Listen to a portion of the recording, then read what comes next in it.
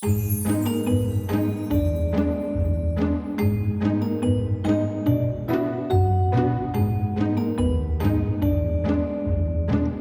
my fellow magical humans. Welcome to Practical Witch Talk.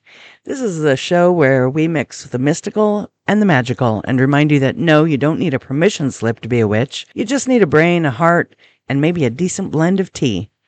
I'm Friday Gladheart, your cauldron stirring, misinformation clearing guide through the magical mayhem. And today we're diving into something that's been bubbling in my inbox. A strange surge in witchy rules that are, let's just say, a little too prescriptive for a path that's supposed to be decentralized. So let's talk about it. Is it helpful guidance, or is it gatekeeping wrapped in glitter? Let's begin with talking about questions that have arrived in my inbox or DMs and that I have repeatedly received. So it's not just one person's question. It is a question that's been asked by numerous students and people that have contacted me through the website or even in person during the process of doing tarot readings. The first question is it necessary to not use plastic containers of any kind to make or store magically prepared foods? This person has read it in a book, and I think that's why this is it's a good book and it's trending, but I think that's why I've been getting this question quite frequently lately. For an answer, okay, look, I love a good kitchen witch moment, but let's not demonize Tupperware, okay? Food-safe plastic is perfectly fine for storing your magical cookies, moon pies, or whatever you've whipped up during the last lunar cooking season. So yes, plastic and resins can absorb magical energy over time. They're like clingy roommates. So I recommend glass for long-term or high-octane potions. Let's say you have something that's highly acidic or highly alkaline. Try to store that in glass. If you have something really oily, I prefer glass. But if all you've got is a clean spaghetti sauce container with a missing lid, baby, that is a charm jar waiting to happen. But also, let's talk about eco-magic for a second. The best spell you can cast for the earth is to reduce, reuse, and recycle. So use what you have and enchant what you've got and upgrade when it makes sense. I highly recommend that as your plastic containers disintegrate or become unuseful, try to get some glass storage containers. I recommend borosilicate. These usually have a plastic and or silicone lid, and the lid, you don't have to have food in contact with it. You can, if you pack these containers properly, the lid is just to keep oxygen out and to protect the contents, and you don't have to fill it so far that it touches the lid.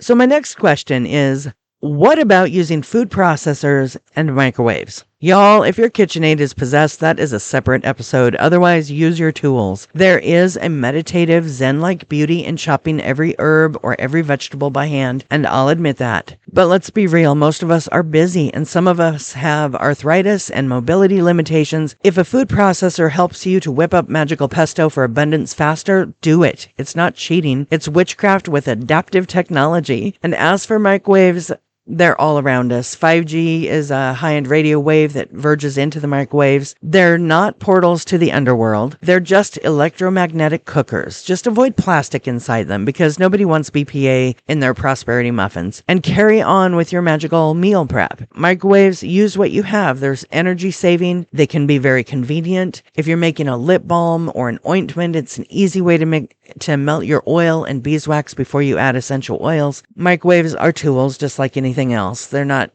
intrinsically good or bad. They're a tool that you can use, so do so. The next question is it true that you can't charge food magically, for example, for love or peace, unless you are the only one eating it? And oh no, that is not how this works. That's like saying that your hug can only give you comfort if you're hugging yourself. Of course you can share magically charged food with others. It's called hospitality magic. It's the oldest form there is. Potlucks, coven feasts, cookies to give comfort to a grieving friend, holiday cooking and holiday baking. You are sharing a piece of your spell work, your intention, your love. That is literally what it is for. Just like you tell someone your banana bread contains walnuts, it's good etiquette to let them know what energetic goodies are baked into it.